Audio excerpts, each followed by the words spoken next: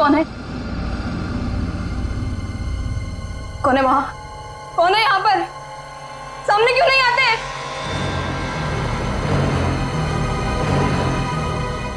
बस बहुत हो गया, बंद करो ये खेल, बंद करो ये खेल।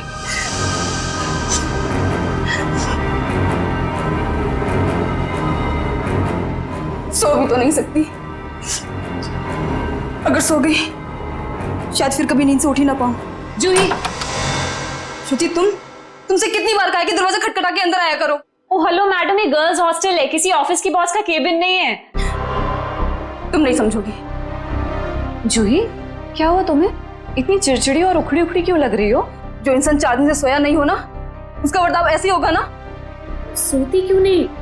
मैंने कहा था ना तुमसे, वो सिर्फ और सिर्फ सपने हैं, उनका कोई मतलब नहीं है। श्रुति, सिर्फ सपना नहीं है वो, जो मेरे ऊपर बीत रही है वो तेरे ऊपर बीत रही होती तब तुझे मेरी तकलीफ पता चलती। मैं तेरी तकलीफ समझ रही हूँ जूही, लेकिन तू मेरी बात नहीं समझ रही है। जैसा तू सोच रही है वैसा कुछ भी नहीं है। नहीं, चल अच्छा, अब थोड़ी देर आराम कर। चल श्रुति ने, अब तो गहरी नींद में सो जा। मेरी बात मान जूही, सो जा थोड़ी देर। मैं नहीं सोऊंगी श्रुति। सो जा जूही, तुझे मुझ पे भरोसा है कि नहीं? है ना? तू अभी आराम से सो जा, मैं तेरे कमरे के बाहर ही हूँ। वो सपने फिर आएंगे श्रुति। नहीं आएंगे। Good night. साल भर पढ़ाई करते तो आज ये नौबत तो ना आती। मुझे बहुत डर लग रहा है यार, कुछ भी तो कंप्लीट नहीं हुआ है। मैं तो श्रुति से ना, श्रुति पता है मैं तुझे ही ढूंढ रही थी।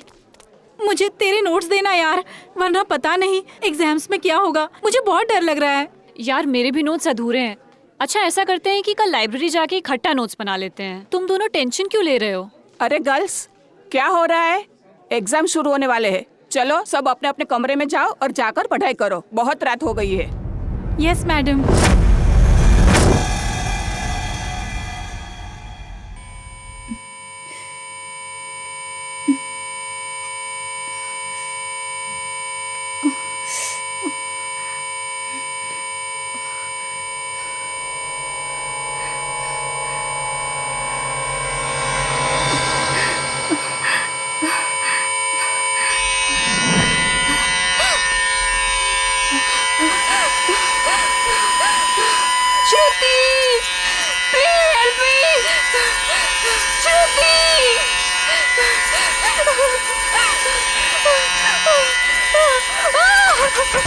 ये दरवाजा क्यों बंद है? श्रुति, ये लाइट क्यों नहीं जल रही है?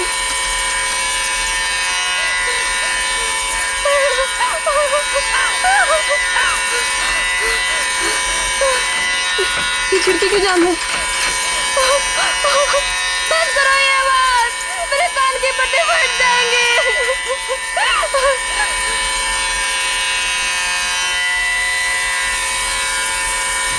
ये धुआं कहाँ से आ रहा है?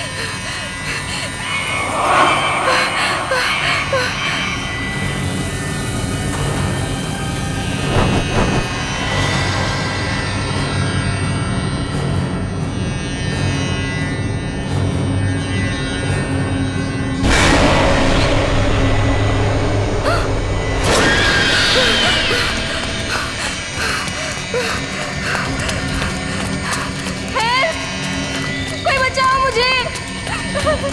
हेल्प! कोई है? बचाओ! Please help me! कोई है? कोई बचाओ मुझे! मत मारो मुझे! मत मारो! मत मारो मुझे! मत मारो!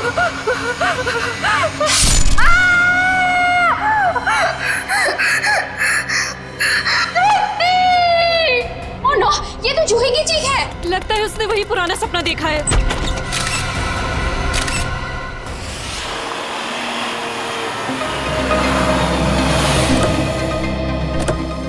आशिया, क्या पता चला? सर, मरने वाली का नाम जूही है। वैसे भोपाल से है, मगर यहाँ MBA की पढ़ाई के लिए आई थी। सर, लगता है जब वो सो रही थी उस वक्त किसी ने चाकू मार के उसका खून रोक दिया। श्रेया, जूही का कमरा कहाँ है? सर ऊपर। सर एक और बात, जब उसका खून हुआ उस वक्त उसके कमरे में और कोई भी नहीं। ऐसा कैसे हो सकता है श्रेया? कोई ना कोई तो होना चाहिए। ऐसा जरूरी नहीं है सर, इस तरह की मौतों में कई बार आत्माओं का हाथ होता है। प्लीज, डीसीपी सर मुझे पहले ही बता चुके हैं आपकी इन कहानियों के बारे में। बेहतर होगा कि इन मर्डर केसेस के साथ ये आत्माओं की कहानियां ना जोड़ें। प्लीज, समझ गए? यही कमरा है? यस आइए। एक्सक्यूज मी, प्लीज एक सेकंड, एक्सक्यूज मी।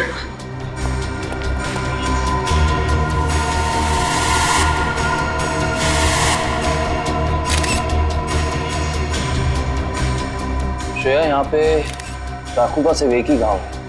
लगता है खूनी ने इतनी जोर से वार किया कि एक ही वार में जूही की मौत हो गई। हाँ सर, हमला भी शायद जूही की नींद में ही हुआ। बेचारी को अपने आप को बचाने का मौका भी नहीं मिला होगा। एक्सक्यूज मी, यहाँ पे सबसे पहले जूही की मौत का पता किसको चला? सर, सबको एक साथ ही पता चला था।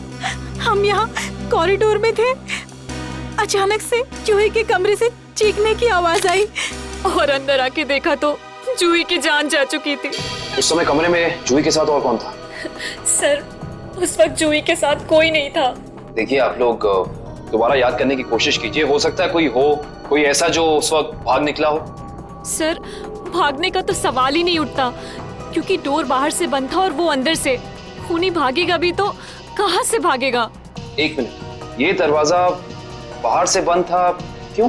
सर, कई दिनों से जूही सो नहीं पा रही थी। अचानक नींद से जाग जाती थी और भागकर अपने कमरे से बाहर आ जाती थी। आज भी कुछ ऐसे ही हुआ। वो सो नहीं पा रही थी, मैंने उसको सुलाया और मैं बाहर आ गई और दरवाजा बाहर से बंद कर दिया। लेकिन इसे नींद क्यों नहीं आ रही थी? सर, कई दिनों से उसे डरावने सपने आ रहे थे। उसे ऐसा महसूस हो रहा था कि उसका सपनों में कोई खून करना चाह रहा है, उसकी कोई जान लेना चाह रहा है। हमें क्या पता था कि उसका सच में खून हो जाएगा। डरावने सपने? मैं कह रहा था ना, ये कोई आत्मा का ही चक्कर है।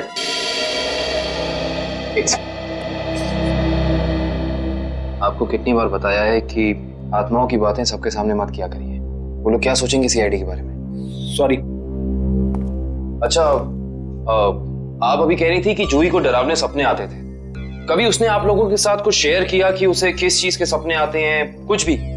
सर, उस ड्रॉर में जूही का स्केच बुक है। उस ड्रॉर में? जी सर। Sketch book? ये बुक? जी सर। ये चाकू? सर, ये वही चाकू है जिसे लेकर कोई उसका पीछा करता था सपनों में, उसे मारने के लिए। ये देखो, ये चाकू बिल्कुल ऐसा ही है जिससे जूही का कत्ल हुआ। हाँ सर। ये सारी ड्राइंग्स जो हैं इस बुक में, ये क्या जूही अपने सपने में देखती थी? जी सर। सर, लगता है ये किसी अंदर वाले का ही काम है, जो कमरे के अंदर आसानी से आ सकता हो और जिसे जूही के सपनों के बारे में पता हो। क्या तुम्हारे अलावा और कोई ये स्केचबुक के बारे में जानता था?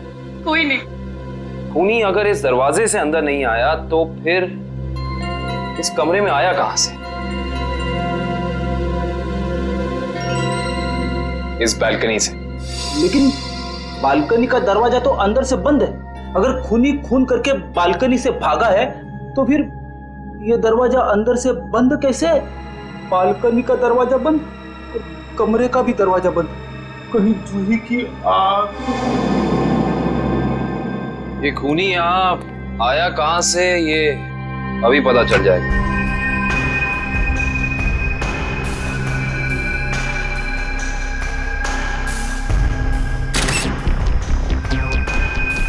ये देखो, जूते के निशान। हो ना हो खूनी इसी बालकनी से चढ़कर आया। लेकिन बालकनी का दरवाजा तो अंदर से बंद था, तो फिर खूनी यहाँ ऊपर चढ़ के कमरे के अंदर आया कैसे होगा? ये भी पता चल जाएगा फ्रेडी जी। बस एक बार जूही के मौत के कारण पता चल जाए, कुछ तो हो गया, कोई सबूत कुछ तो होगा। इधर देखो, ये पाइप, इसी वाटर पाइप से चढ़कर खूनी इस बालकनी तक आया है। यहाँ के वॉचमैन से मिलना पड़ेगा। माफ कर दिए साहब, गलती हो गई। इसे गलती कहते हो तुम? एक इंसान गर्ल्स हॉस्टल की बालकनी में चढ़ जाता, अंदर कमरे में जाके खून कर देता, और तुम्हें कुछ पता भी नहीं चला। बस साहब, 15 मिनट के लिए मेरी आंख लग गई थी। मैं सपने में भी ऐसा नहीं सोच सकता था कि उस दौरान ऐसा कुछ हो जाएगा। तुम्हारी 15 मिनट की लापरवाही की वजह से एक लड़की की जान चली गई, उसकी जिंदगी लौटा सकते हो तुम?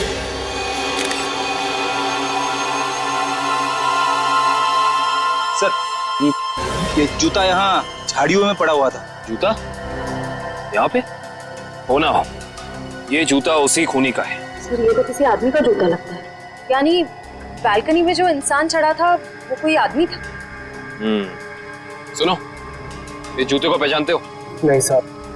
दोबारा याद करके बताओ, सही से याद करो। कोई इंसान यहाँ आया था जिसने ये लाल जूता पहना था? मैंने नहीं देखा, शायद अंजलि मैडम ने देखा हो, वो हमेशा रिसेप्शन पे बैठती है। ये अंजलि मैडम को बुलाओ, जाओ। जी सर। अगर ये जूता यहाँ है तो कुछ और भी जरूर होगा, ढूंढते हैं।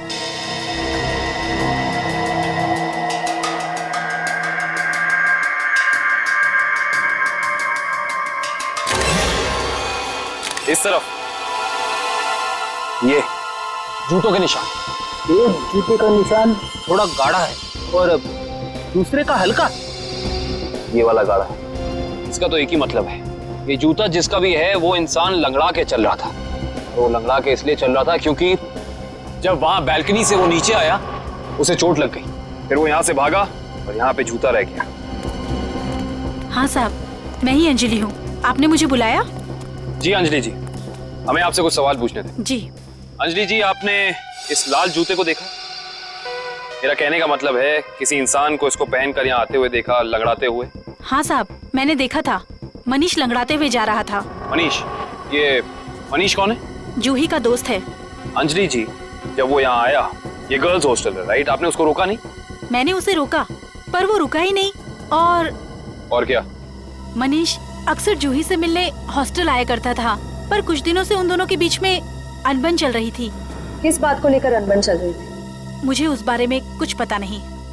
कोई बात नहीं, अब तो इस बारे में हम मनीष से ही पूछ लेंगे।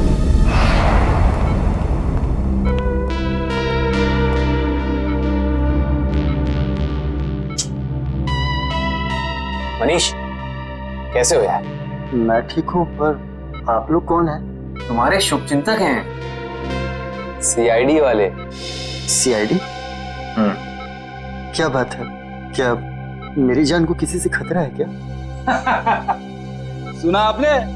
खुद एक बेचारी लड़की को मार के खटिया पे लेटा पड़ा है और पूछ रहा है कि मेरी जान को कोई खतरा तो नहीं है। ये क्या कह रहे हैं आप? मैंने किसी की जान नहीं ली। मनीष, ये पाँव में चोट कैसे लगी तुम्हें? वो मैं सड़क पार कर रहा था तो एक बाइक वाले ने टक्कर मार दी मुझे। सड़क पार कर रहा था बेचारा, टक्कर मार दी? वैसे ये हादसा हुआ कहाँ? MI रोड पे, जीपीओ के सामने। जीपीओ के सामने? तभी तो। वैसे अगर ऐसा था तो ये लाल रंग का जूता जो तुम्हारा है, हमें पता है जीपीओ के सामने मिलना चाहिए था। पर कमाल की बात देखो, ये जूता हमें सुर्णिमा गर्ल्स हॉस्टल के बाहर मिला। कैसे? मेरा जूता वहां कैसे पहुंचा? देखो मनीष, हमसे झूठ बोलकर कोई फायदा नहीं है। सच निकालने के और कई तरीके आते हैं। बेहतर होगा हमें सब सच बता दो। क्यों मारा तुमने जूही को? क्या जूही की मौत हो गई? खून हो गया उसका। क्यों गए थे तुम वहां? देखिए, मैं जूही के बालकनी में गया जरूर था, लेकिन मैंने जूही को नहीं मारा। इतनी रात को तुम वहाँ क्या करने गए थे मनीष? मुझे उससे बात करनी थी।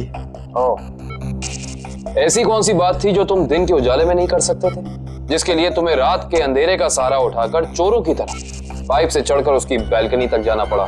मैं उससे माफी मांगना चाहता था। दरअसल मैंने उसके दोस्ती को प्यार समझने की गलती की थी, लेकिन जब मैं वहां पहुंचा तो मैंने देखा कि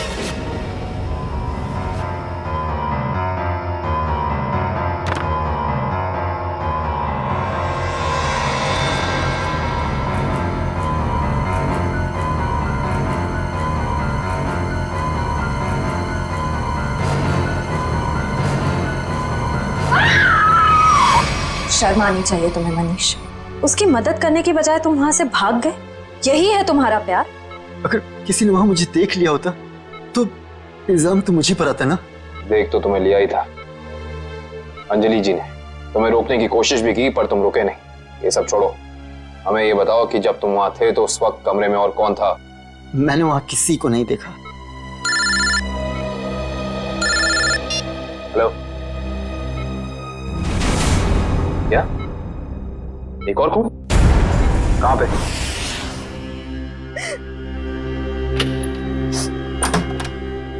आप कौन? हम लोग सीआईडी से। आइए।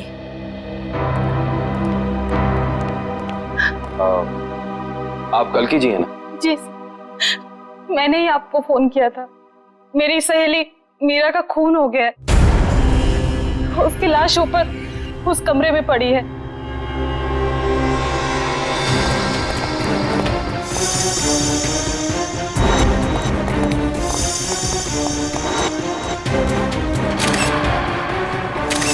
श्रेया, ये चाकू तो बिल्कुल वैसा ही लग रहा है जैसा जूही की मौत में यूज हुआ था। हाँ सर, लगता है किसी सीरियल किलर का काम। सीरियल किलर का भी हो सकता है और किसी ऐसे इंसान का भी जो दोनों जूही और मीरा को जानता है। वो यहाँ आया और उसने मीरा की जान भी इसकी नींद में ले ली। मतलब दो खून हूबहू एक ही तरीके से। सर, हाँ, लाश की हालत को देखकर लगता है कि इसकी मौत को 3-4 घंटे हो चुके हैं। 3-4 घंटे? लेकिन श्रेया, जूही की मौत को भी तो 3-4 घंटे ही हुए हैं।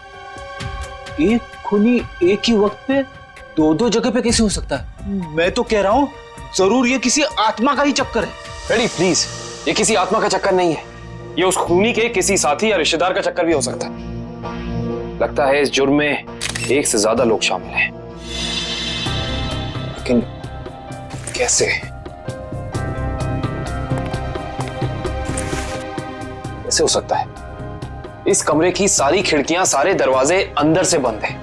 और यहाँ पे कोई बालकनी भी नहीं है उस हॉस्टल की तरफ। तो फिर वो खूनी इस कमरे में आया कैसे? इस कमरे की तलाशी लो, कोई ना कोई सुराग जरूर मिलेगा। श्रेया, इसकी फोटो एल्बम और फोन डायरीज चेक करो।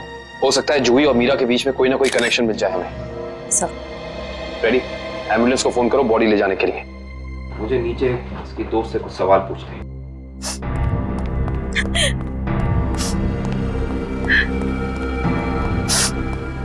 कल्कि जी, जी, आपको मीरा की मौत के बारे में कब पता चला?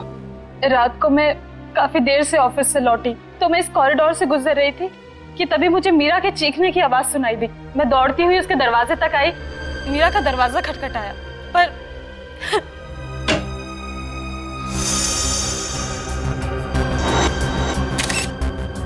फिर क्या हुआ? मेरा मतलब जब आप यहाँ आई तो ये दरवाजा खुला था कि बंद था? दरवाजा बंद था तो मुझे वॉचमैन को बुला के दरवाजा खुलवाना पड़ा। कल्कि जी, जब आप यहाँ पे आई तो आपको यहाँ इस घर में कोई भी निकलते हुए यहाँ से दिखा, भागते हुए दिखा? नहीं।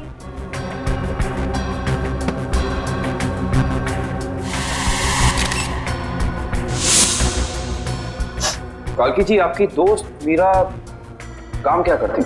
बैंक की एरिया मैनेजर थी वो, और 2 साल पहले उसका तबादला हमारे शहर में हुआ था। तबादला? हाँ श्रेया, क्या पता चला? सर, मरने वाली का नाम जूही है। वैसे भोपाल से है मगर यहाँ MBA की पढ़ाई के लिए आई थी। क्या ये तबादला भोपाल से यहाँ हुआ? जोधपुर से। पर क्यों सर? आपकी दोस्त मीरा किसी जूही नाम की लड़की को जानती थी? जहाँ तक मुझे पता है सर, इस नाम की तो उसकी कोई दोस्त नहीं थी। दोस्त नहीं तो कोई रिश्तेदार?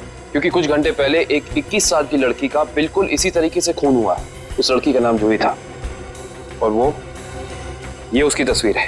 क्या आप जानती हैं इसे? नहीं। आप जानती?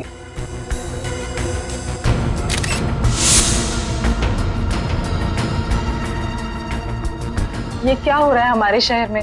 आम आदमी तो बिल्कुल भी सुरक्षित नहीं है। कल्कि जी, आपको किसी पे शक है? I mean, आपकी दोस्त मीरा की किसी से कोई दुश्मनी, कोई अनबन? उसका कोई दुश्मन नहीं था सर। मीरा तो बहुत ही सुलझी हुई लड़की थी।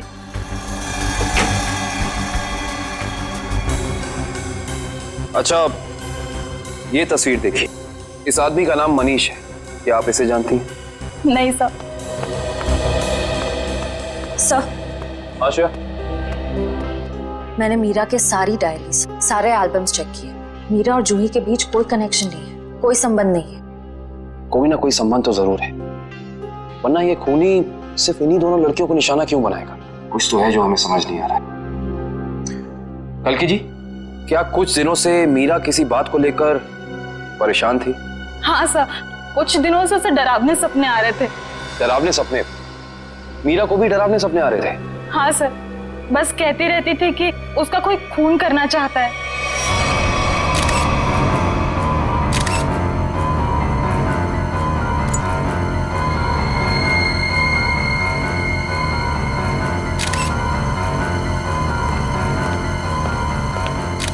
ये कैसे हो सकता है सर? जूही और मीरा को ठीक एक तरीके के सपने कैसे आ सकते हैं?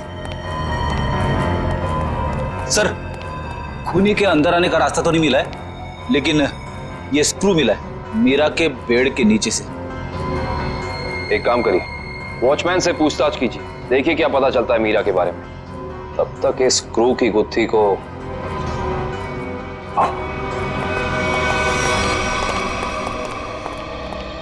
करण, रेडी को ये स्क्रू कहाँ मिला था? सर वहां उधर। इधर ये स्क्रू हाँ आया कैसे होगा? हाँ ले आओ, संभाल के। इश्ता, श्रेया, संभाल के।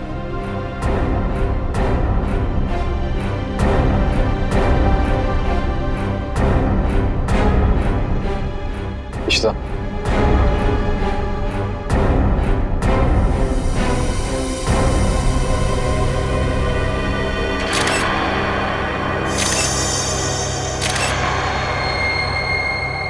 ये बात है। क्या हो सर? ये देख रही हो सीलिंग फैन? अब ये सीलिंग फैन इस स्क्रू की गुत्थी को सुलझाएगा। करण, समझ गया सर।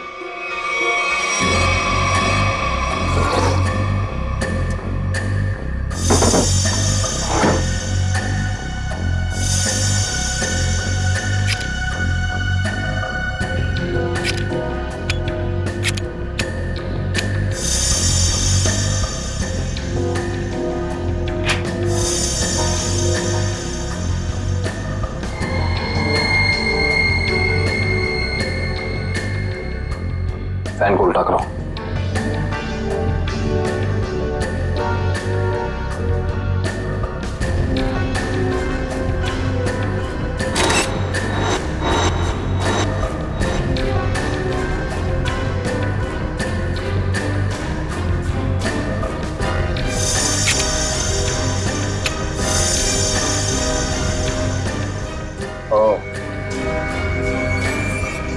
सर यानी ये स्क्रू इस फैन का है? हाँ श्रेया, किसी ने इस फैन के साथ छेड़खानी की है, अभी पता चल जाएगा।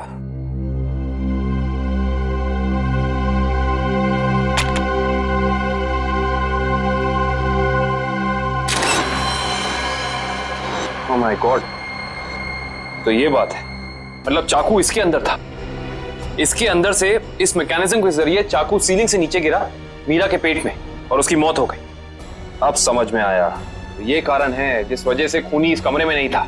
उसकी जरूरत ही नहीं थी, उसका काम तो ये सीलिंग फैन कर रहा था। इसका मतलब जूही के कमरे में भी बिल्कुल ऐसा ही सीलिंग फैन होगा जिसके अंदर सेम मैकेनिज्म फिट होगा। वहां भी चाकू सीलिंग से गिरा और जूही की मौत हो गई। सर हो सकता है खूनी ने रिमोट कंट्रोल के जरिए इस चाकू को कंट्रोल किया हो सकता है।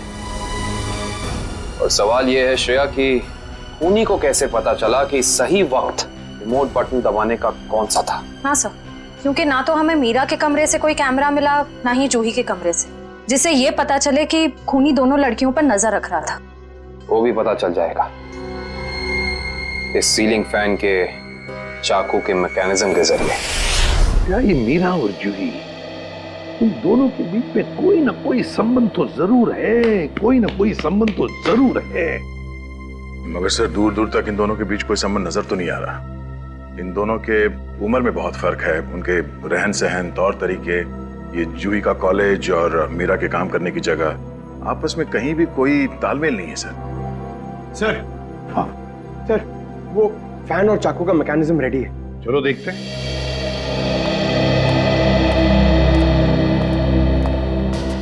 पंकज, रिमोट ऑन करो।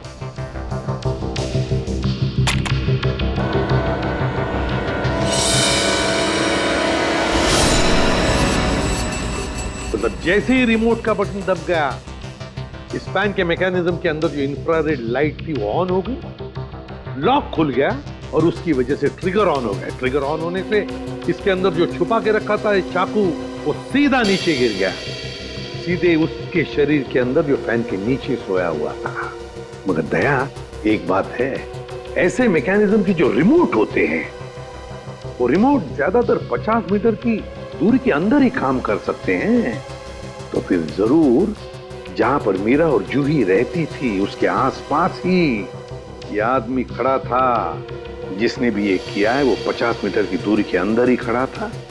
वहां से उसने रिमोट चलाया और खून कर दिया मीरा और जूही का।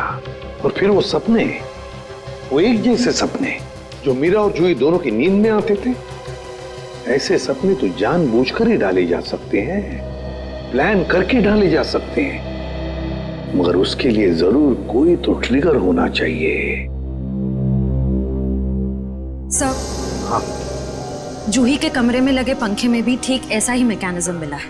और तो और जूही और मीरा दोनों के कमरों में एक हफ्ते पहले इलेक्ट्रिकल वायरिंग का कुछ काम हुआ था। जूही और मीरा दोनों के घर में, दोनों के कमरों में एक हफ्ते पहले इलेक्ट्रिकल वायरिंग हुई थी। कहीं ऐसा तो नहीं कि वही इलेक्ट्रिशियन है जिसने दोनों के घरों में इलेक्ट्रिकल का काम कर दिया और फिर खून भी उसी ने किया? पता लगाना पड़ेगा इस इलेक्ट्रिशियन के बारे में।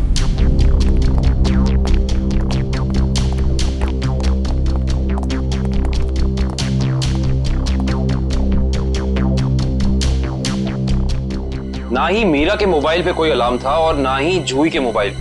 फिर दोनों को एक ही वक्त एक जैसे सपने कैसे आ सकते हैं? इसका मतलब सपने ट्रिगर करने वाला मैकेनिज्म यहीं कहीं है। सर, ये देखिए, इस पे अलार्म है, लेकिन सुबह 6 बजे का। 6 बजे का?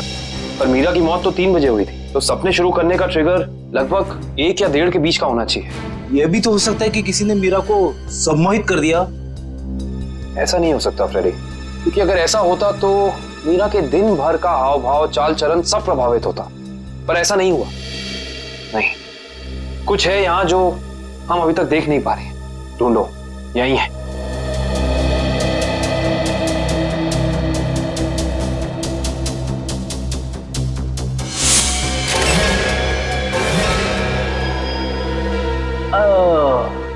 ये देखो, टीवी के पीछे ये बॉक्स लगा हुआ था। बॉक्स? कहीं ये ट्रिगर मैकेनिज्म इस बक्से के अंदर तो नहीं फिक्स किया हुआ है?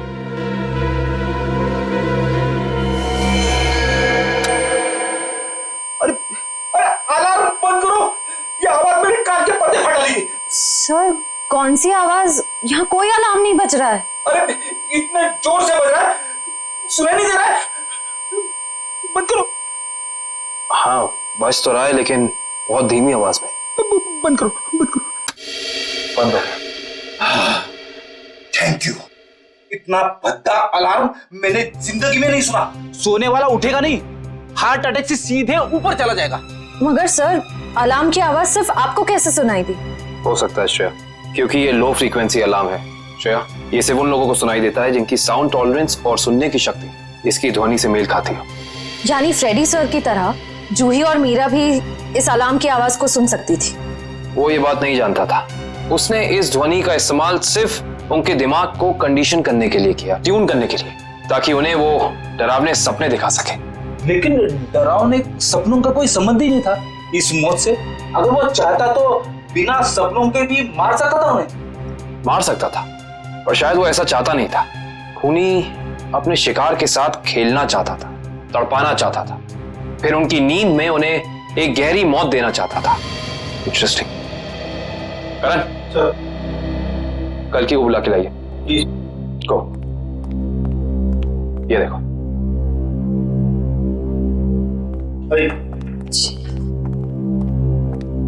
आइए। कल की जी। जी। इस आवाज को पहचानती हैं आप? ये आवाज मैंने यही सुनी है, मीरा के घर पे। कब? करीब 3-4 दिन पहले, जब वो अपने लैपटॉप पे काम कर रही थी तब।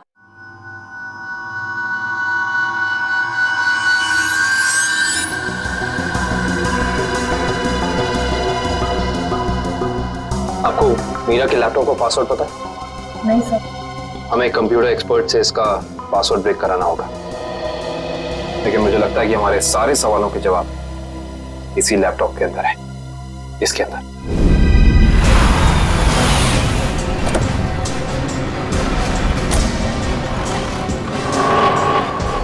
भाई साहब, हम लोग सीआईडी से। सीआईडी से? क्या हुआ साहब? हमें पता लगा है कि पिछले हफ्ते आपका एक इलेक्ट्रिशियन वायरिंग करने के लिए इस एड्रेस पे गया। हाँ साहब, गया तो था, पर हुआ क्या?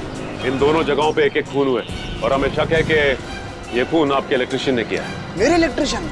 हाँ, और वो भी पंखे में चाकू फिट करके। अरे बाप रे, पंखे में चाकू?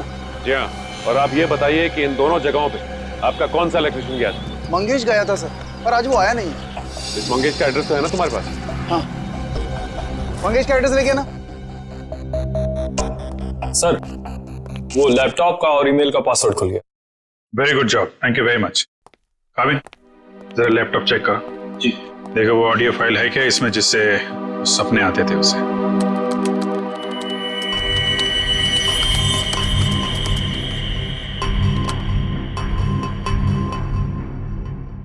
सर, इस कंप्यूटर में कोई ऑडियो फाइल नहीं है।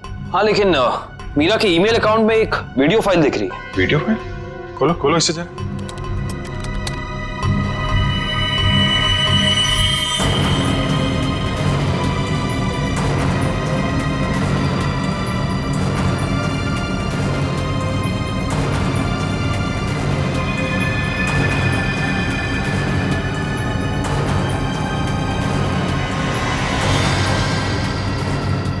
सर, ये सारे विजुअल तो मैंने जूही की स्केचबुक में देखे, स्पेशली ये नाला, ये बोर्ड और मास्क पहना हुआ आदमी, तीनों।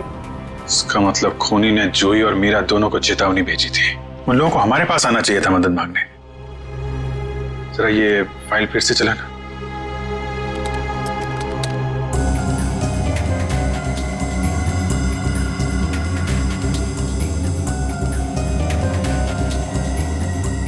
पॉज।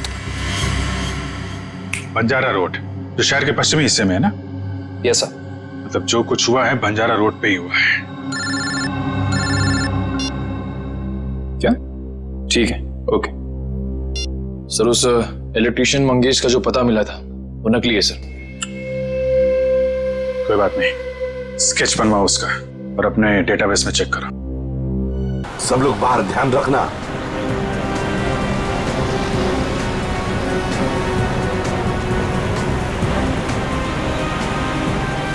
आराम से पंकज, आराम से। एक मिनट।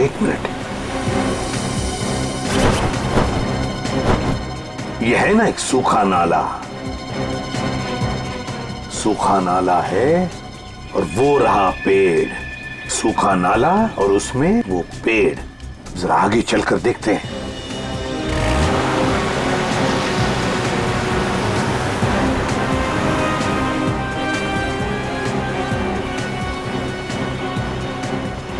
एक मिनट पंकज, एक मिनट। बंजारा रोड, मतलब हम सही रास्ते पे हैं।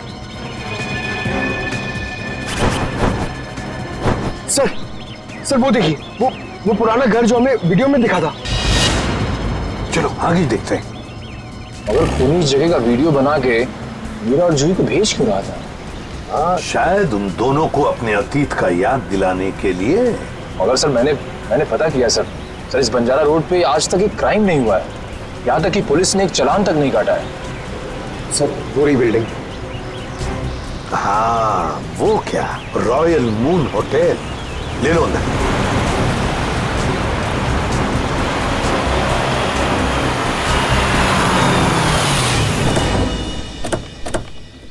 हाँ, इलेक्ट्रिशियन का स्केच मैच नहीं हो रहा है तो कोई बात नहीं, ठीक है। वेलकम सर, कहिए मैं आपकी क्या सहायता कर सकता हूँ? हम लोग सीआईडी से हैं। दरअसल एक केस के सिलसिले में कुछ पूछताछ करनी थी आपसे। सीआईडी? वो पूछिए, क्या पूछना चाहते हैं आप? वैसे जरा बताइए, कुछ दिन पहले क्या आपके होटल के बाहर कोई किसी तरह की वीडियो शूटिंग कर रहा था? शूटिंग? नहीं सर, हमारी होटल के बाहर शूटिंग या फोटोग्राफी की अनुमति नहीं है। ये दो फोटोग्राफ दो लड़कियों के, एक का नाम मीरा है, एक का नाम जूही है। क्या ये लड़कियां आपके यहाँ कभी ठहरी थी, कभी आई थी? सर, हमारे यहाँ रोज बहुत सारे कस्टमर आते हैं, ये बता पाना थोड़ा मुश्किल है। मैं समझ सकता हूँ, लेकिन हो सकता है आपके रिकॉर्ड में हो कुछ इनके बारे में। जरा देखिए। अलका, जरा रिकॉर्ड्स चेक करना। सर। हाँ सर, ये दोनों गेस्ट हमारे होटल पे रुके थे पिछले साल 17 मई 2013। 17 मई 2013 मतलब एक साल पहले। तो क्या एक साथ आई थी या अलग अलग? नहीं, अलग अलग। सर, इन दोनों के पास शहर में रहने के लिए जगह है, एक घर में रहती है और एक हॉस्टल में रहती है, फिर ये दोनों यहाँ किस लिए आई थी? कोई तो वजह होगी ना पंकज, कोई तो वजह होगी। क्या आपका रिकॉर्ड देख सकता हूँ 17 मई 2013 का? Sure sir.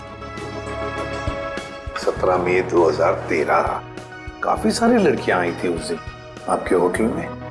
कोई फंक्शन वगैरह था क्या? हाँ सर, हो सकता है, क्योंकि हमारे होटल के पास में एक कम्युनिटी हॉल है, वहाँ आए दिनों फंक्शंस होते रहते हैं। अच्छा, कस्टमर का नाम रवि, 5 टैक्सीज बुक की थी उसने, 5। हाँ सर, ये एक नारी सेवा केंद्र चलाता है, मुस्कुराहट नाम है एनजीओ का। और वो अभी भी इसी होटल में ठहरा हुआ है सर। रवि इस वक्त आपके होटल में ठहरे हैं? पास वाले कम्युनिटी हॉल में जो फंक्शन चल रहा है, रवि का ही एनजीओ का फंक्शन हो सकता है। रवि सर, मैं आपका जितना भी शुक्रिया अदा करूं उतना कम है। आप सोच नहीं सकते, ड्रग्स के नशे से मुक्ति मिलने के बाद मैं जिंदगी के ऐसे ऐसे रंग देख रहा हूं जिन्हें ड्रग्स के नशे ने अंधकार में डाल दिया था। वेरी गुड मिश्रा, लेकिन इसमें मुझे शुक्रिया कहने की कोई जरूरत नहीं। ये सब तुम्हारे धैर्य और दृढ़ इच्छा शक्ति का कमाल है। हाँ, लेकिन अब उस सफेद जहर को कभी पलट कर भी देखना मत। हाँ? Okay sir. माफ कीजिएगा रवि जी, आपको मैं इंटरप्ट कर रहा हूँ, लेकिन ये जरूर कहूंगा कि आप बहुत ही अच्छा काम करते हैं, बहुत ही पुण्य का काम करते हैं हमारे देश के नौजवानों को ड्रग्स में से बाहर निकाल कर। सर, आप एसीपी प्रद्युमन है ना सर? जी हाँ, मैं एसीपी प्रद्युमन। सर, हमने बहुत किस्से पढ़े हैं सर आपके बारे में, और तभी से आपसे मिलना चाहता था सर, लेकिन अब आप सर बैठेंगे सर प्लीज? सर क्या लेंगे सर आप? चाय, कॉफी, कुछ? एक ठंडा लेमन आइस टी। जी, ठंडा लेमन आइस टी तो नहीं मिलेगी, साधारण चाय चलेगी। रवि जी, हमें कुछ नहीं चाहिए, कुछ नहीं चाहिए, थैंक यू वेरी मच। बस एक जरूरी काम है आपके पास। 2 लड़कियों के बारे में हम कुछ इंफॉर्मेशन चाहते हैं। अब कौन सी 2 लड़कियां सर? ये जूही और ये मीरा, क्या आप बता सकते हैं कि पिछले साल ये दोनों आपके इस एनजीओ में आई थी? जूही और मीरा? हाँ सर, ये सर आई थी दोनों यहाँ पर। एक्चुअली सर, इन्हें भी ड्रग्स के नशे की बुरी लत पड़ गई थी सर, इसलिए ये दोनों आई थी यहाँ हमारा सेमिनार अटेंड करने के लिए। लेकिन सर, इस बात को तो करीब 1 साल हो गया है। अब इनके बारे में पूछताछ। इन दोनों लड़कियों का खून हुआ है। क्या खून हो गया? लेकिन सर कैसे, किसने किया सर? बस वही पता लगाना है, इसलिए हम चाहते हैं कि अगर आपको इन दोनों के बारे में कोई खास बात मालूम हो, कोई यादें हो आपके पास इनके बारे में, तो मदद हो जाएगी हमारी तहकीकात करने में। कोई खास बात इस वक्त तो याद। हाँ सर, याद आया सर, एक लड़की थी मोनिका, इन दोनों को उसकी चिंता बहुत सताती रहती थी सर। मोनिका? जी। क्या वो भी यहाँ आपके ड्रग रिहैबिलिटेशन सेंटर में आई थी? आई तो थी सर यहाँ पर, लेकिन वो ड्रग्स के खिलाफ अपनी लड़ाई जीत नहीं पाई सर। दरअसल सर, 1 साल पहले अपनी बिल्डिंग की छत से कूदकर उसने आत्महत्या कर ली थी सर, ड्रग के नशे में। मोनिका ने आत्महत्या कर ली? जी सर। उसका पता तो होगा ना आपके पास? मोनिका का एक ही सगा भाई है, अमित। मोनिका की मौत के बाद सारी प्रॉपर्टी, सारी जायदाद उसी के नाम हो गई। तो क्या मोनिका के भाई ने प्रॉपर्टी के लिए अपनी बहन का खून किया? ये भी तो हो सकता है कि मोनिका ने आत्महत्या की हो। मैंने कहा ना, काम हो जाएगा। जी कहिए। आपका नाम अमित है? जी हाँ, मगर आप लोग? सीआईडी। मोनिका के बारे में कुछ सवाल करने थे आपसे।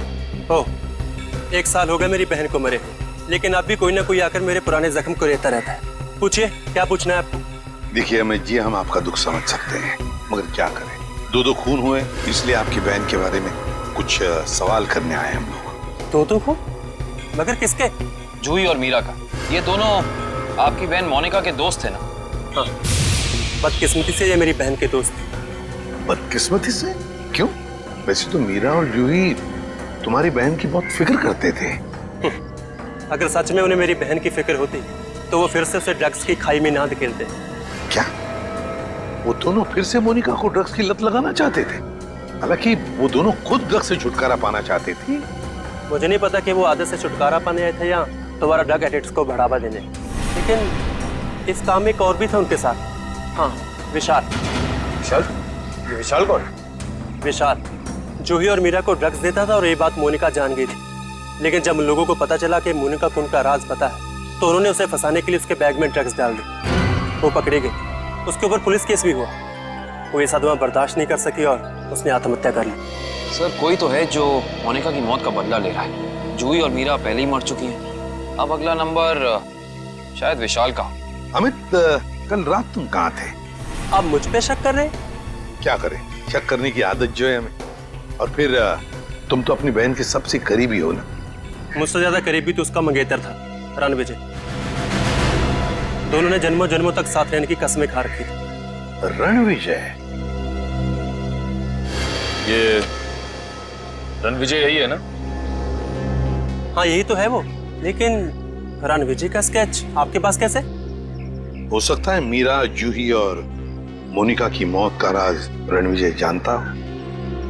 Thank you Ranvijay. सब हो रहा विशाल का घर। विशाल की जान को खतरा हो सकता है।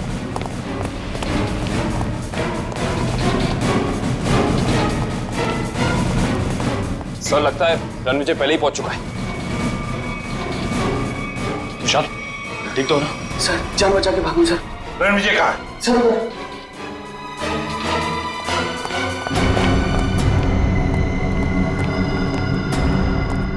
यहाँ तो कोई भी नहीं है। सर, शायद यहाँ से भागा होगा।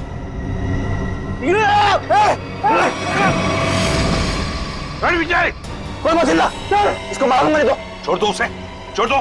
देखिए, वैसे तो मुझे सीआईडी वालों से काफी लगाव है, पर अगर सीआईडी ने मेरे साथ कोई होशियारी की ना तो ये बात मुझे अच्छी नहीं लगेगी। चाकू नीचे फेंक दो। फेंक दो चाकू। डरो मत, कुछ नहीं करूंगा तुम्हारे इस मोटू ऑफिसर को। मोटू मत बोल, टाइपिंग कर रहा हूँ आजकल। देखो, मुझे अपना काम करने दो। बेवकूफी मत करो, नहीं बच पाओगे तुम। अरे बचना किसको है? एक बार मैं इस विशाल को मार दूं, भले मुझे फांसी हो जाए, फिर मुझे मंजूर है। देखो रणविजय, ये सब करने से क्या मोनिका वापस आएगी? भले ही वापस ना है, लेकिन मेरे बदले की आग तो पूरी होगी।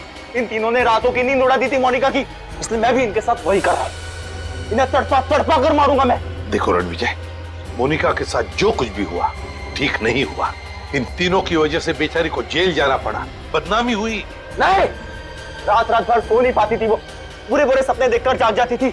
ये विशाल ने मोनिका का बंजारा रोड पे पीछा किया था उसे मार डालने के लिए, इसलिए मैंने भी इन्हें पहले बुरे बुरे सपने दिखाए और अब मैं इन्हें मौत की नींद सुला रहा हूं। रणविजय, ये तुम क्या करने जा रहे हो? विशाल को उसके किए की सजा कानून देगा। अरे कानून का क्या गया, प्यार तो मैंने अपना खोया है ना।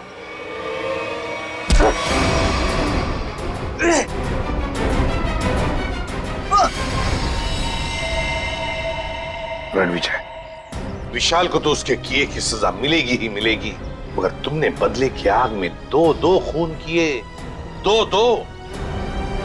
तुम्हें तो शायद फांसी ही होगी, फांसी।